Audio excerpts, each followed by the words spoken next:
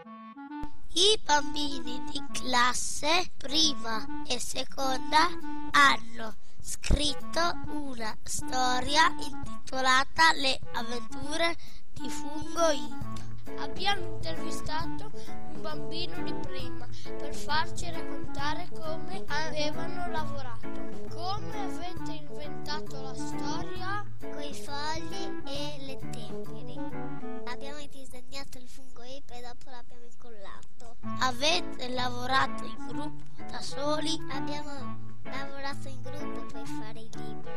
E per realizzare la storia? Tutti insieme. Le storie sono inventate o no? Una storia l'abbiamo inventata da tutto e l'altra no. È successo ai nostri compagni di perdersi nei boschi, come il fungo Ip.